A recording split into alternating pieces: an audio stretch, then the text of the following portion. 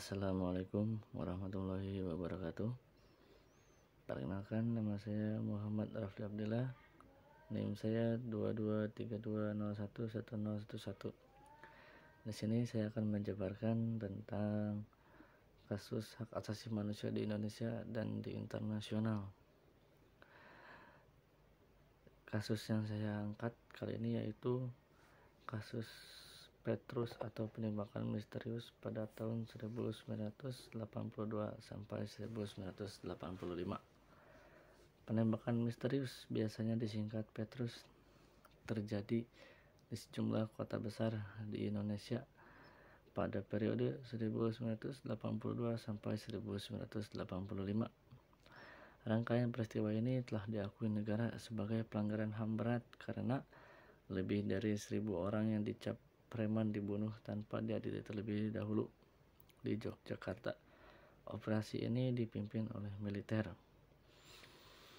Ibu dua anak itu terlihat gelisah memikirkan suaminya yang sudah beberapa hari tak pulang. Dia was-was, Kentus julukan suaminya mati dibunuh. Wahyu Handayani, nama perempuan itu, khawatir Kentus menjadi korban operasi pembunuhan terhadap orang-orang yang dianggap meresahkan masyarakat. Saat itu di Yogyakarta pada tahun 1983, nyaris setiap hari ditemukan mayat tak dikenal yang tergeletak di jalanan. Mereka dicap sebagai gali, akronim gabungan anak liar untuk mengistilahkan orang-orang bertato yang melakukan kejahatan. Ketika itu, sebagian orang yang dicap sebagai penjahat mati dibunuh tanpa pernah diadili karena dianggap meresahkan masyarakat. Mayatnya biasanya diletakkan di jalanan atau dibuang di hutan. Kondisi tangannya biasanya terikat dan atau dibungkus karung. Inilah yang membuat Wahyu gelisah, apalagi pagi itu salah seorang tetangganya terpogoh-pogoh memperlihatkan satu berita di surat kabar. "Ibu Nuk, Pak Kentus masuk koran Kompas," cetusan tetangga. Adapun Ibu Nuk adalah panggilan akrab Wahyu, istrinya Kentus. Jari jemari Wahyu kontan gemetar saat membaca judul berita koran pagi itu. 3 warga Yogyakarta pergi melarikan diri ke Jakarta, kata Ibu Nuk mencoba mengingat lagi peristiwa 40 tahun silam. Kepada wartawan di Yogyakarta, Furqon Ulia Himawan, yang melaporkan untuk BBC News Indonesia. Dari pemberitaan itu, Ibu Nuk baru tahu suaminya bersama 2 warga Yogyakarta lainnya, Monyol dan Mantri, berada di Jakarta untuk mengadu ke kantor Lembaga Bantuan Hukum atau yang disingkat dengan LBH. 3 orang ini termasuk Kentus dicap oleh aparat keamanan sebagai penjahat yang harus dihabisi. Inilah yang melatari mereka berangkat ke Jakarta. Koran Kompas yang dimaksud Ibu Nuk itu terbit pada tanggal 8 April 1983. Surat kabar itu menurunkan berita di halaman 3 berjudul 3 penduduk Jogja mengadu ke Lembaga Bantuan Hukum di Jakarta. Mereka pergi ke ibu kota saat Garnisun Yogyakarta menggelar operasi pemberantasan kejahatan atau yang disingkat OPK dengan target orang-orang yang dicap preman atau di Yogyakarta dikenal sebagai gali, akronim dari gabungan anak liar. Kelak peristiwa kekerasan ini yang terjadi pula di beberapa kota besar di Jawa disebut sebagai penembakan misterius alias Petrus. Operasi tertutup yang digelar antara 1982 dan 1985 ini menargetkan orang-orang yang dicap sebagai penjahat. Nantinya, pemerintahan Soeharto mengakui berada di balik operasi yang menewaskan lebih dari 1.000 orang itu. Setelah reformasi pada tahun 1998, muncul tuntutan kepada pemerintah untuk mengusut tuntas kasus Petrus karena dianggap melanggar hak asasi manusia. Komnas HAM kemudian memutuskan melakukan penyelidikan kasus ini mulai 2008 hingga 2012, antara lain mewawancarai penyintas dan keluarganya, serta mendatangi lokasi pembunuhan.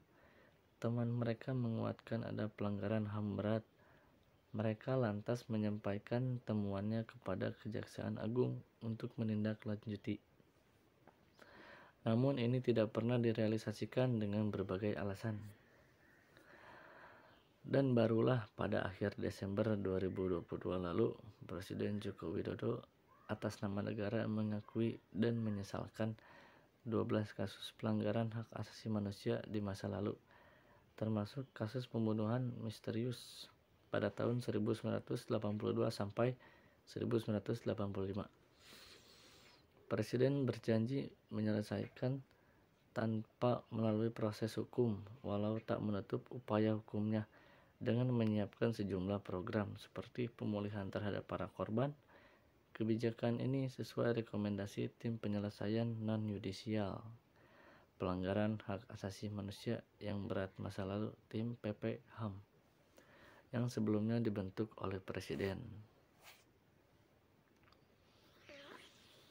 Kira-kira 3 bulan setelah Presiden Joko Widodo atas nama negara mengakui kasus Petrus sebagai pelanggaran HAM berat, Ibu Nuk agaknya lebih leluasa mengisahkan ulang nasib suaminya. Awalnya saya tidak tahu kalau Bapak ke Jakarta. Bapak punya prinsip, pergi jangan sampai ada yang tahu kemana pergi, ungkap Ibu Nuk, istri Kentus yang kini berusia 24 tahun. Sejumlah media massa saat itu menyebutkan Rusdi alias Monyol, Rus Amantri, dan Trimurjo alias Kentus mengadukan nasibnya ke LBH di Jakarta. Mereka mengaku merasa terancam akibat operasi yang pemberantasan gali yang dilancarkan oleh Garnisun Daerah Istimewa Yogyakarta. Ketika itu, Monyol mengaku dulunya memang gemar berkelahi tapi tidak pernah melakukan kejahatan. Dan saya belum pernah melakukan kejahatan, katanya kepada Direktur Lembaga Bantuan Hukum di Jakarta, A.R. Saleh, yang menerima kedatangan Monyol, Mantri, dan Kentus pada tahun 1983. Baik Monyol, Mantri, dan Kentus menolak dianggap gali istilah di Yogyakarta dan sekitarnya untuk menyebut preman karena mengaku tidak pernah melakukan kejahatan. Mereka juga mengatakan punya pekerjaan. Monyol mengaku kerja sebagai petugas keamanan diskotik Kolombo dan tukang parkir di Jalan Solo. Adapun Kentus mengaku menjadi petugas keamanan di SMA Bhinneka Tunggal Ika dan tukang parkir di Pasar Keranggan. Sementara Amantri menjadi satpam di shopping center. Menyerahkan diri belum tentu selamat. Tidak menyerahkan diri dianggap melarikan diri dan sewaktu-waktu bisa tertembak, kata Monyol. Itulah sebabnya mereka meminta perlindungan ke Lembaga Bantuan Hukum Jakarta. Mantri lalu mencontohkan ada seseorang yang menyerahkan diri tapi pada akhirnya juga ditembak karena dituduh mau kabur ketika digelandang ke Kodim 2734. Kan aneh kalau orang yang menyerahkan diri berubah menjadi melarikan diri dalam perjalanan, kata Mantri saat itu. Kepada wartawan ketika itu, aktivis Lembaga Bantuan Hukum Jakarta A.R. Saleh yang menerima kedatangan Kentus dan kawan-kawan mendukung operasi penertiban oleh Garnisun Daerah Istimewa Yogyakarta. Tapi dia meminta langkah itu harus tetap menghormati prinsip hukum dan menerapkan asas praduga tak bersalah. Komandan Garnisun yang juga Komandan Kodim 0734 Yogyakarta, Letnan Kolonel Z. M. Hasbi, akhirnya memberikan jaminan kepada mereka dengan mengirimkan surat-surat keterangan nomor KTR atau keterangan garis miring 010 garis miring 4 Romawi garis miring 1983 tertanggal 9 April 1983 Tapi Hasbi menuntut 3 orang itu patuh dan tidak mempersulit petugas keamanan. Setelah mendapat jaminan pada Selasa petang, 12 April 1983, mereka kembali ke Yogyakarta naik kereta api dengan didampingi Magdir Ismail dari Lembaga Bantuan Hukum Jakarta. Mereka juga membuat surat pernyataan di atas kertas segel. Isinya sepakat menyerahkan diri untuk diperiksa sesuai hukum, tidak akan melawan petugas, serta tidak kabur. Semoga ketiganya mendapat perlakuan yang baik, manusiawi, dan sesuai dengan alam Pancasila. Harap dari Saleh. Seperti dilaporkan harian Kompas kala itu, wajib ikut apel di Koramil dan dibuntuti Intel. Seperti kepergiannya, Ibu Nuk saat itu tidak tahu suaminya sudah tiba di Yogyakarta sebelum akhirnya dia membawa berita di koran. Mereka akhirnya bertemu di halaman SMA Bhinneka Tunggal Ika, tempat suaminya bekerja sebagai petugas keamanan. Ibu Nuk mengajak 2 anaknya saat bapak dari Jakarta ke sini. Ramai di koran. Di sekolahan ada yang baca dan anak saya lihat, ujar Ibu Nuk mengenang. Sekembalinya di Yogyakarta, Kentus, Monyol, dan Mantri tidak langsung pulang ke rumah masing-masing. Mereka menginap di rumah Direktur Lembaga Bantuan Hukum Yogyakarta, Sumarni Basyirudin. Dalam pemberitaan surat kabar saat itu, Lembaga Bantuan Hukum Jakarta menyerahkan 3 orang itu kepada Lembaga Bantuan Hukum Yogyakarta guna mendampingi proses peradilan selama mereka di Yogyakarta dan proses sesuai hukum yang berlaku.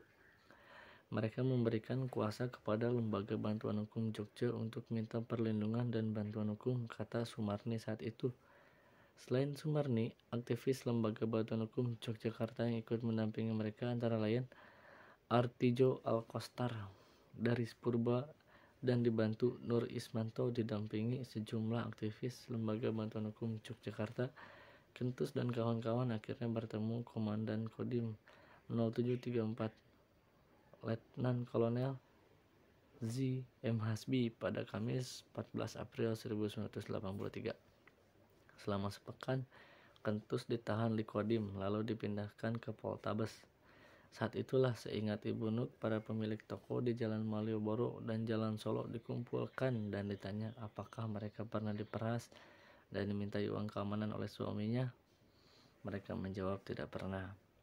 Jika para pemilik toko itu mengaku pernah dimintai uang oleh Kentus dan kawan-kawan, demikian suaminya, Monyol, dan Mantri bakal ditembak mati. Kekhawatiran itu tak terbukti. Mereka akhirnya selamat dari operasi anti gali di Yogyakarta. Bapak akhirnya bebas dan terbukti tidak bersalah. Tapi setelah bebas ternyata persoalan belum usai. Kentus dan 2 orang lainnya setiap Senin harus apel di Koramil. Tempat tinggal Kentus pun masih sering dikelilingi Intel, dan itu membuat Kentus tidak nyenyak tidur di rumah. Aku istrinya, bapak tidur di tetangga, tidak berani di rumah, kata Ibu Nuk. Para tetangganya tidak pernah menjauhi atau mendiskriminasi keluarga itu. Pro kontra masyarakat Yogyakarta. Memiliki suami yang dicap sebagai gali, Wahyu Handayani tidak dapat menghindar dari gunjingan yang membuatnya tidak nyaman. Suatu saat ketika naik bus kota, dia mendengar ada beberapa penumpang yang mengeluarkan kata-kata yang menyakitkannya, yaitu tidak keberatan apabila suaminya ditembak mati daripada harus dibebaskan, ungkapnya. Saat itu Yogyakarta tengah diramaikan kasus-kasus penembakan para gali. Direktur Lembaga Bantuan Hukum Yogyakarta, Sumarni Basyirudin yang mendampingi Kentus, Monyol, dan Mantri pun mendapat perlakuan sama. Dia bahkan mendapatkan teror di rumahnya. Telepon rumahnya selalu berdering dan mencaci tindakan Lembaga Bantuan Hukum yang dianggap pahlawan karena membantu 3 orang yang dicap gali itu. Mereka bahkan diancam digranat atau dilempar molotov. Dari Purba, mantan anggota Lembaga Bantuan Hukum Yogyakarta yang ikut melakukan advokasi saat itu, mengatakan rumah Direktur LBH sampai dilempari sesuatu yang meledak. Mantan anggota LBH Yogyakarta lainnya, Nur Ismanto, mengatakan hal sama. Selain teror melalui telepon dan bunyi ledakan, Sejumlah orang memasang spanduk di depan rumah pimpinan LBH Yogyakarta. Tulisan yang tertera di lembaran spanduk, 40.000 masyarakat Yogyakarta menentang perlindungan terhadap Gali. Nur Ismanto mengaku tak sedikit anggota masyarakat yang mendukung operasi pemberantasan Gali oleh Garnisun. Hal itu bisa terjadi, demikian kata Ismanto, karena sebagian masyarakat tidak paham hak hukum dan cenderung membenarkan tindakan yang dilakukan petugas OPK. Dihadapkan ancaman seperti itu, Lembaga Bantuan Hukum Yogyakarta memilih tetap melindungi Kentus, Monyol, dan Mantri dari tindakan main hakim sendiri. Akhirnya mereka selamat meskipun mereka juga tidak diadili karena memang buktinya tidak ada, kata Nur Ismanto. Yang berikutnya yakni kasus hak asasi manusia di internasional, yaitu pemerintahan Benito Mussolini. Jika Jerman memiliki Hitler, maka Italia juga punya sosok politik ternama pada masa Perang Dunia Kedua, yaitu Benito Mussolini. Di bawah pemerintahan Benito Mussolini, banyak peperangan yang terjadi di benua Eropa dan Afrika yang menyebabkan banyak korban jiwa. Mussolini dan Adolf Hitler menandatangani Fakta Baja yang jadi tanda Jerman dan Italia bersekutu atau berada di pihak yang sama. Pada tahun 1939, Jerman menginvasi Polandia yang menandai pecahnya Perang Dunia Kedua. Italia awalnya enggan langsung mengikuti Jerman, namun memantau rentetan kemenangan Jerman sebelum memutuskan bergabung. Mussolini lalu melakukan penyerbuan ke Perancis Selatan pada tahun 1940 dan di tahun sama dilakukan invasi ke Yunani. Tak hanya di Eropa, pasukan Italia di bawah perintah Mussolini juga terlibat konflik dengan pasukan Inggris di kawasan Afrika Timur dan Utara. Italia mulai melemah setelah Jerman juga mulai kehilangan kekuatan dan Mussolini berhasil dilumpuhkan dengan ditembak mati pada tahun 1945. Sekian yang bisa saya sampaikan. Mohon maaf apabila ada kekurangan dan kelebihannya. Wabillahi taufiq wal hidayah. Wassalamualaikum warahmatullahi wabarakatuh.